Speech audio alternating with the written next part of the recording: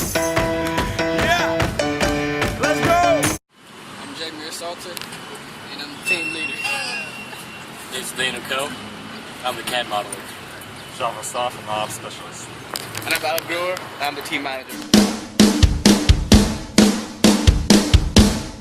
The AEV project is the development of a small, lightweight vehicle designed to complete a task in the most efficient manner possible with regards to the weight and energy usage of the AEV.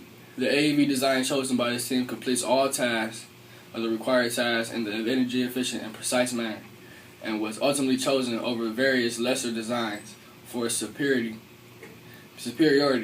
and energy efficiency. The main goal was to design the vehicle and make sure that it follows the given operational requirements and consumes the least amount of energy to do so.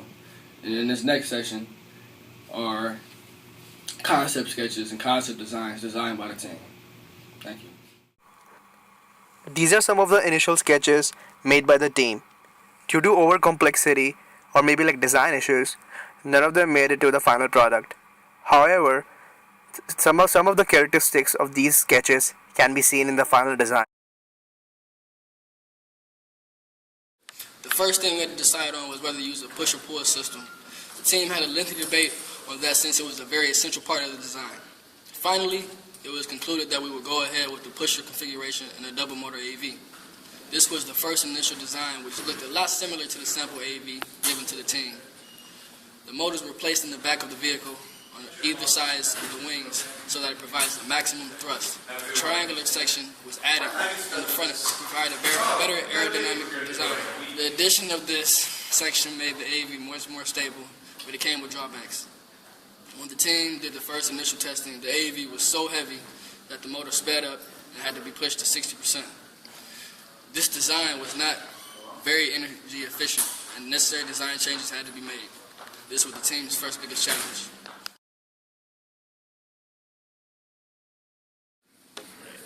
So when we first started off, we had a really heavy AEV. It didn't run too well, and it was really inefficient. And so after that first initial performance test, we realized we needed a new AEV.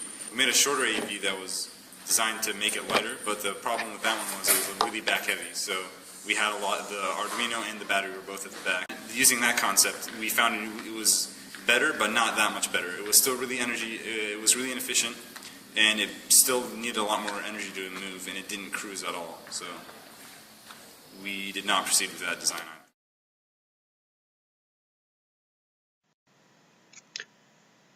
After two failed designs, the team really needed to reflect on previous mistakes.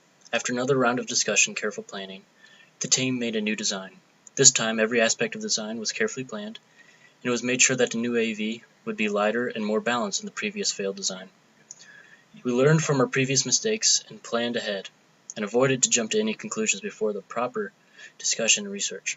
The new design had two motors in the back, and the Arduino motherboard was placed between them. The battery was now placed in front of the vehicle to balance out the heavy weight on the rear of the vehicle. The support arms were placed exactly in the middle of the vehicle to balance it all out. When we track tested it, it was amazing. We had increased the power efficiency of the vehicle by almost 61%. This was the most notable achievement of the team so far in the project. We knew that we have finally found our final design. Only a few changes in the code was made to ensure the almost perfect track testing of this vehicle. So it was the moment of truth, the final test day. We were pretty confident on our AAV because this was the best design we had. It was about 7.5 inches long and weighed about 232 grams. The first final track test we did was fairly decent, except the part where the AAV overshooted the first station.